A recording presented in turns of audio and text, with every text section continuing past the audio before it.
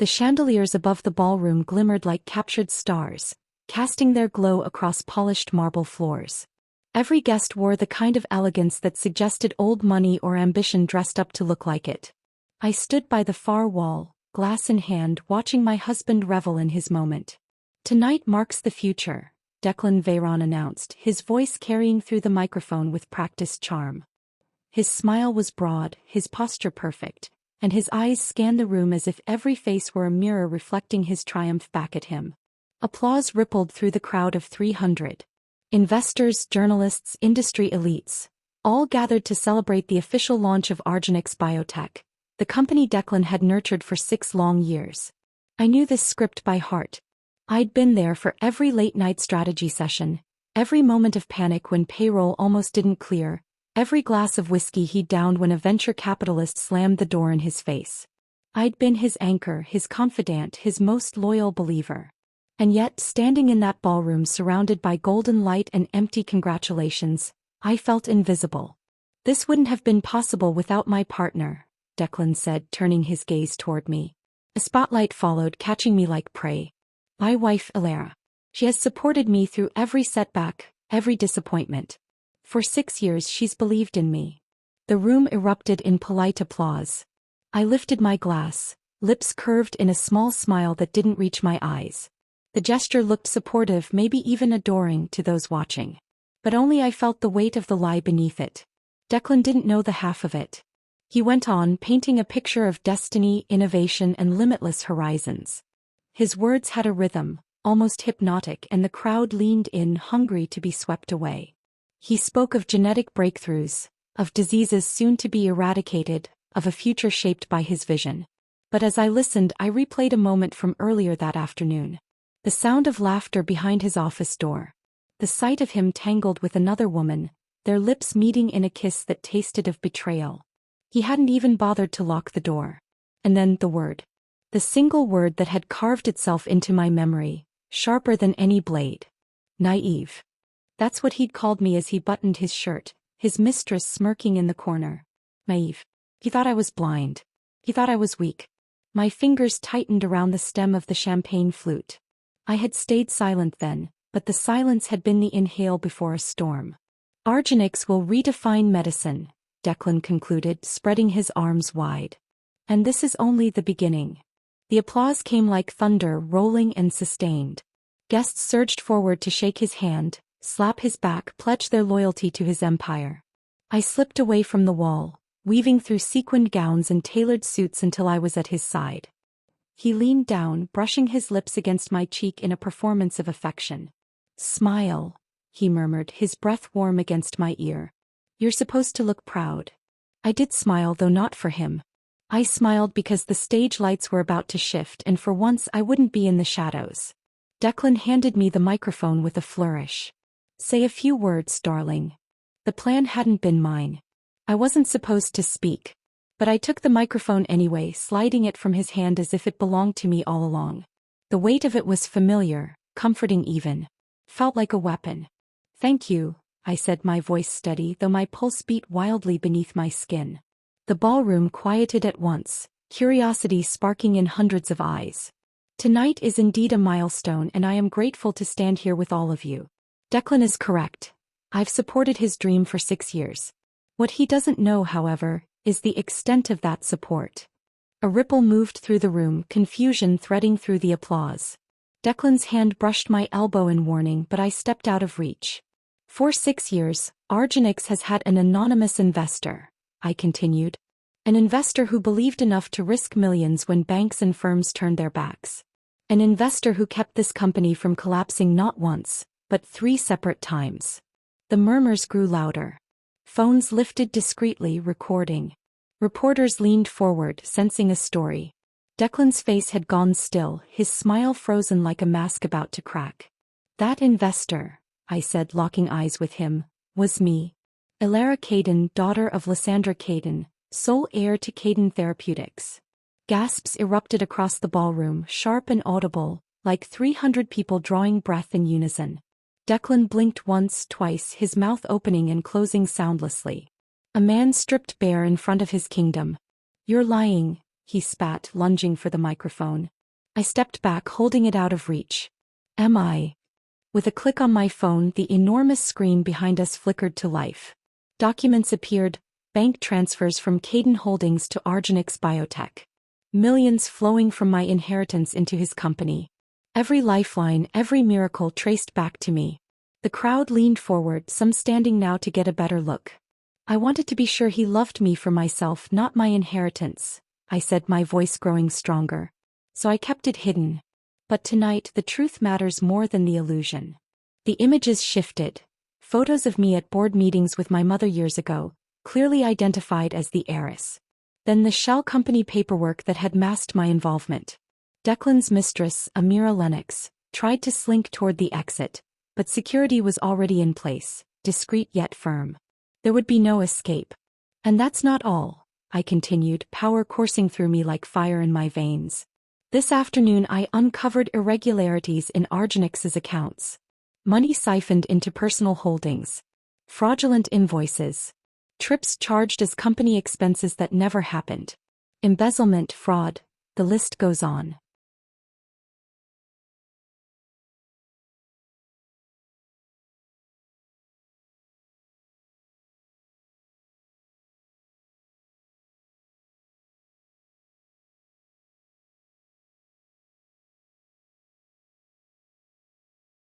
The screen filled with evidence. Declan's complexion turned ashen. He gripped the podium, knuckles white, as though it might tether him to reality. Someone shouted, "Call security," but no one moved. My security team was loyal to me, not him. The ballroom was electric now, buzzing with whispers, cameras flashing like lightning. I raised my voice above the storm. "The documents have already been sent to the authorities," I said. "The FBI will want answers about where your money has gone." Chaos exploded behind me as I walked toward the elevator. Reporters pushed forward. Investors circled Declan like predators scenting blood. The doors closed, muffling the uproar. My phone began to vibrate immediately. Calls, texts, Declan's name flashing over and over again. I silenced it and stepped into the night. The valet's hands shook as he passed me my keys. He didn't need to say he'd heard. His wide eyes said enough. The drive to the penthouse took 15 minutes, each mile carrying me farther from the woman who had stood silently in Declan's shadow. I called Adrian Merrick, my lawyer, as I drove. "I saw it live," Adrian said by way of greeting. "You handled it flawlessly." "I want divorce papers filed first thing tomorrow," I replied, my tone cold, precise. "And freeze all joint accounts immediately." "Already prepared." "The prenuptial agreement he insisted on leaves you untouched. Ironically, it locks him out of your fortune entirely." A bitter laugh escaped me. Declan had been so obsessed with guarding his empire from a supposed gold digger that he'd unwittingly signed away his access to billions. By the time I reached the penthouse, the locks had already been changed. Building management moved quickly when Adrian made the call. I slid the new key in, opened the door, and stepped into a space that no longer felt like home. Declan's messages kept coming, morphing from fury to desperation. "We can work this out. Think of what you're throwing away. 6 years, Zalera. Doesn't that mean anything? Please just talk to me." I ignored them all. Instead I began packing, carefully, deliberately. My grandmother's porcelain, the photo albums from my childhood, the jewelry I had hidden away in a kitchen drawer. The rest, the art, the furniture, the luxury gifts, I left untouched. They belonged to the life I was discarding. At midnight my best friend, Kayla Doran, arrived with boxes and fierce determination. She pulled me into a hug so tight it nearly cracked the fragile armor I was holding together. "I'm proud of you," she whispered. "I just feel empty," I admitted, still wrapping porcelain in tissue. "That's shock," she said. "The emotions will come later. For now, let's get you out." Declan's messages shifted again, now filled with threats. "You've ruined everything. My lawyers will crush you. No one humiliates me like this." I handed the phone to Kayla, who forwarded the evidence straight to Adrian. It would serve as proof of harassment should Declan attempt to escalate. By 2 a.m., my belongings were loaded into Kayla's SUV and a small moving truck. I placed the wedding ring on the counter beside the keys and walked away without leaving a note. Silence was the only explanation he deserved. The road to my family's estate in Aurelia Bay stretched long and empty, the headlights cutting through darkness. I hadn't lived there since my mother's passing, but it waited, immaculate and untouched.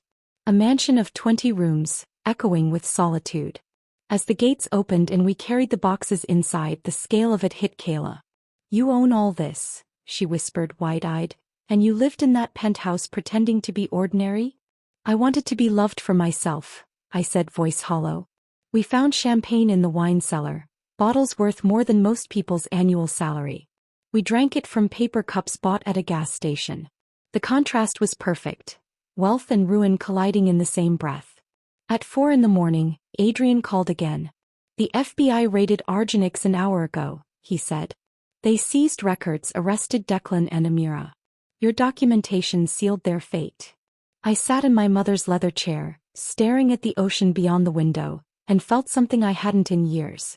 Freedom. Sunlight bled into the study, pale and cold, as the Atlantic stretched endlessly beyond the estate's windows. I had been awake all night, too wired to rest, too unsettled to even close my eyes. Kayla padded in barefoot, carrying 2 steaming mugs. She set one beside me and sank into the armchair opposite, her dark hair pulled into a messy knot. "You didn't sleep," she said gently. "Could you?" I asked. She didn't answer. He didn't have to. We both knew the chaos of last night would reverberate through every part of our lives. On the television, news anchors dissected the fallout. Clips from the gala were already everywhere. My voice echoing through the ballroom, Declan's face draining of color as the evidence appeared. The Chiron read, "Heiress exposes husband's fraud during launch gala." Kayla shook her head. "They've turned you into a headline." I sipped the coffee, letting the heat ground me. "I suppose that's what I am now." "You're more than that." Her tone was fierce, protective. "You're the woman who took down Declan Veyron in front of half the industry. And honestly, it was glorious." I gave her a tired smile. It didn't feel glorious. It felt necessary. She reached over and squeezed my hand. Necessary can still be powerful. Before I could answer, my phone buzzed on the desk. Not Declan this time, but Adrian. "They've officially filed charges," he said when I answered. "Wire fraud, embezzlement, securities violations. The FBI has him in custody. Amira Lennox too. Early evidence suggests she was selling Argenix research to competitors while funneling money through falsified consulting fees. It's not just fraud anymore, it's corporate espionage." "Of course it is," I muttered. Adrian's tone softened. "You did the right thing. They would have destroyed the company from the inside. Now at least you've salvaged what's left for the employees who deserve better." After the call, I wandered through the cavernous estate, touching nothing, just trying to absorb the reality of being here again. My mother had loved this house, though it had always felt more like a museum to me. Now it would have to be something else. Home, sanctuary, perhaps even headquarters. By noon, every business network had the same loop playing. Declan being led out of Argenix headquarters in handcuffs, his lawyer flanking him with a grim face. Amira walked behind him, mascara streaked, no trace of her polished veneer remaining. The images repeated like a dirge, a final nail hammered again and again. Kayla clapped her hands once, breaking the silence. "We should eat. If you're going to dismantle an empire, you can't do it on an empty stomach." We found bread and cheese in the kitchen, sitting at the long oak table that could seat 20 but held only us and our mismatched plates. It was absurd and somehow comforting. "Do you feel anything?" Kayla asked suddenly, her eyes searching mine. I thought about it, tried to find the right word. "Relief," I said finally. "But it's tangled with exhaustion. I thought I'd feel vindicated, maybe even triumphant. Instead I just feel free." She nodded. "Freedom is enough." The next days blurred together in a whirlwind of phone calls and legal meetings. Investors demanded answers, reporters camped outside the gates, and my phone vibrated non-stop with numbers I didn't recognize. I ignored them all, funneling every request through Adrian. On the 3rd day he arrived in person, spreading documents across the estate's dining table. "Argenix has no path forward," he said simply. "The investors are pulling out. Without your funding, the company collapses. They'll file for Chapter 7 liquidation within a week." "What about the research team?" I asked immediately. "That's where we move. Caden Therapeutics can acquire the patents and assets at auction. It's a fire sale, no one else will touch them after the scandal. Then we'll take them, I said firmly. And make sure the scientists keep their jobs. They didn't create this mess. Declan did. Adrian's expression softened. You sound like your mother. The auction was brutal, though I didn't attend in person. Adrian's associate called with updates as Argenix was dismantled piece by piece. The patents went to us for a fraction of their worth. The office furniture and equipment sold to liquidators. Even Declan's beloved diplomas and awards were bundled and sold for less than the cost of a dinner in Manhattan. On the 8th day, Eleanor Veyron showed up. Security hesitated but eventually escorted her into the study. She looked nothing like the woman who had once criticized my dresses and suggested Declan had married beneath himself. Her hair was limp, her clothes rumpled, her eyes hollow. Please, she whispered before I could even speak. You have to help him. You have to tell them it's all a misunderstanding. There is no misunderstanding, I said coldly. Your son stole, lied, betrayed. Hundreds of employees are paying for his greed. Tears streaked down her cheeks. He's my only child. Surely you can understand a mother's love. I thought of every insult, every comparison to Amira, every dinner where she'd made me feel small. And yet, looking at her now, broken and desperate, I felt not anger but pity. I can't help Declan, I said. He chose his path. But I can ensure your trust fund remains safe from civil suits. It's modest, but you won't be destitute. Her sobs grew louder. Whether from relief or grief I couldn't tell. After she left, Kayla found me staring at the ocean again. That was generous, she said quietly. She doesn't deserve generosity, I admitted. But she doesn't deserve homelessness either. She raised Declan to be exactly who he became. That's punishment enough. 2 weeks later, I stood in Declan's former office at Argenix headquarters, now under Caden control. Workers dismantled the oversized desk, the leather couch, the wall of framed accolades. The foreman held up a photo, our wedding day framed in silver.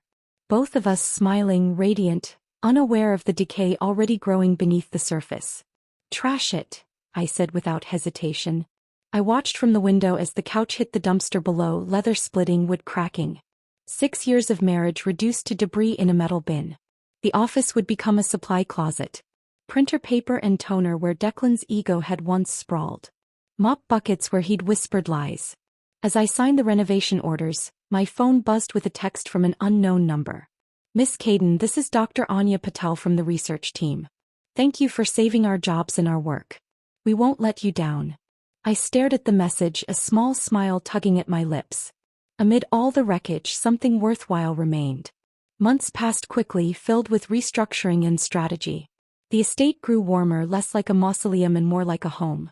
Kayla moved into an adjoining wing, officially appointed COO of Caden Therapeutics. Together, we began to shape the company into something my mother would have been proud of. The invitation came on a crisp Tuesday morning, hand-delivered.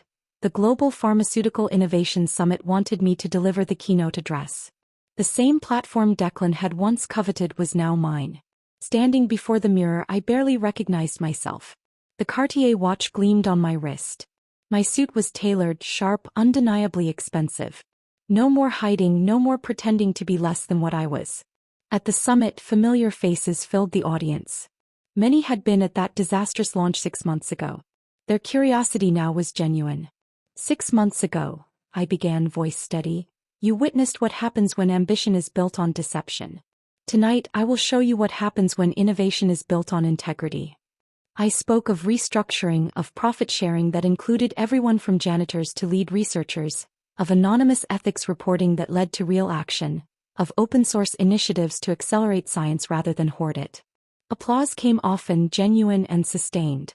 And when I introduced Kayla as my COO, the ovation shook the hall. Afterward, as I stepped outside, I saw him. Declan. Dressed in a dark suit that couldn't hide the slump of his shoulders, the hollowness of his face. His lawyer hovered beside him. He had just been sentenced. 5 years in minimum security, 3 before parole was possible.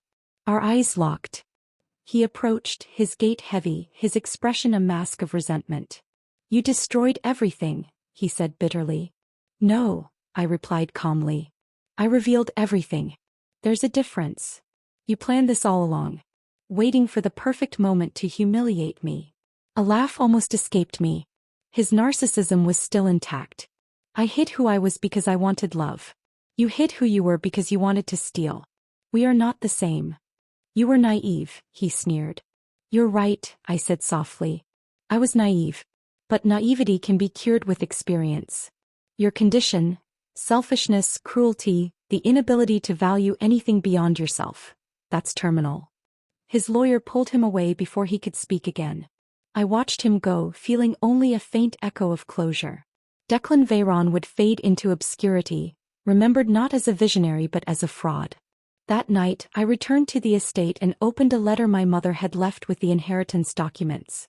My dearest Alara, it began in her elegant handwriting. If you are reading this, then you have finally embraced the responsibility that comes with your name. Wealth can be squandered, stolen, or lost. But who you become when tested, that is yours forever. I believe you will become remarkable.